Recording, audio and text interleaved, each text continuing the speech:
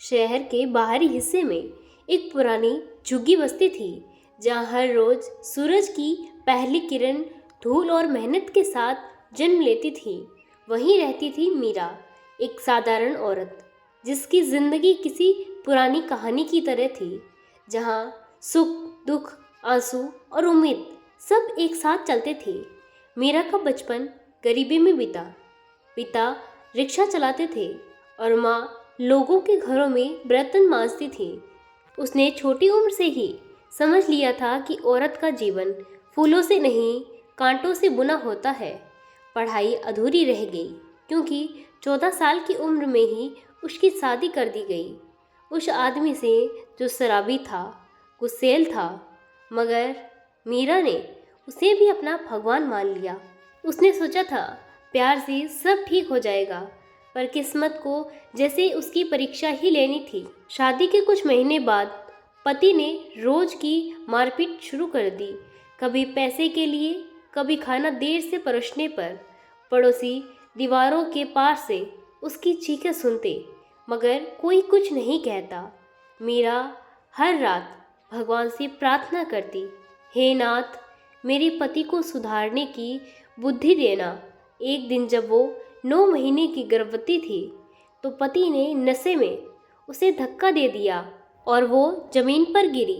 दर्द से तड़प रही थी, पर किसी ने मदद नहीं की। उसी रात उसने एक बेटे को जन्म दिया, पर बच्चा कमज़ोर था। डॉक्टर ने कहा, अगर दूध ठीक से नहीं मिलेगा तो बचना मुश्किल है। मीरा ने खुद भूख सह ली, लेकिन बेटे के लिए हर संभव कोशिश की। वह सुबह 4 बजे उठकर पास के मंदिर के बाहर फूल बेचने लगी।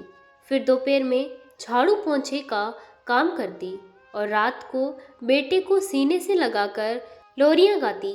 उसका पति अब भी वही था, बेरहम, बेपरवाह। मगर मीरा की आंखों में कभी शिकायत नहीं दिखी, बस एक अजीब सी शांति थी, जैसे उसने जिंदगी से लड़ना सीख लिया हो। साल बीतते गए, बेटा धीरे धीरे बड़ा हुआ। मीरा ने सरकारी स्कूल में दाखिला दिलवाया। खुद फटे कपड़े पहनती, पर बच्चे के लिए नए जूते खरीदती। एक दिन स्कूल में बच्चे ने पूछा, माँ, पापा मुझे कभी स्कूल छोड़ने क्यों नहीं आते?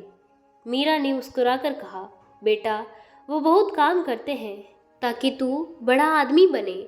और उस रात उसने भगवान से कहा, मुझे झूठ बोलने की सज़ा मत देना, बस मेरे बच्चे को सच्चाई में सफल कर देना।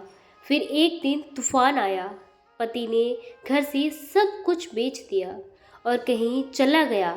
मीरा और उसका बेटा सड़क पर आ गए। वो दिन मीरा की ज़िंदगी का सबसे अंधेरा दिन था, पर उसने उसी अंधेरे में अपनी रोशनी खोजी।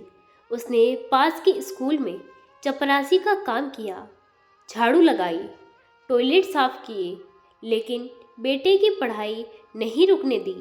वो रोज़ शाम को स्कूल की खिड़की से झांकती, जब उसका बेटा क्लास में ध्यान से पढ़ाई कर रहा होता है और आंखों में गर्व के आंसू भर आते हैं।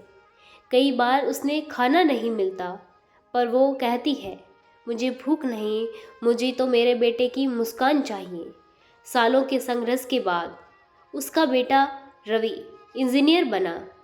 नौकरी लगी तो उसने सबसे पहले एक घर खरीदा अपनी माँ के लिए। जब उसने मीरा को पहली बार नए घर की दहलीज पर कदम रखने को कहा, तो वो कांपते पैरों से अंदर आई, बोली, अब ये घर मेरा नहीं, भगवान का है। लेकिन किस्मत ने उसे आखिरी बार परखा। उसी साल मीरा को गंभीर बीमारी हो गई। डॉक्टर ने कहा, अब ज़्यादा समय नहीं है। रवि ने कहा, माँ, तुम ठीक हो जाओगी, मैं तुम्हें सबसे अच्छे अस्पताल ले जाऊंगा।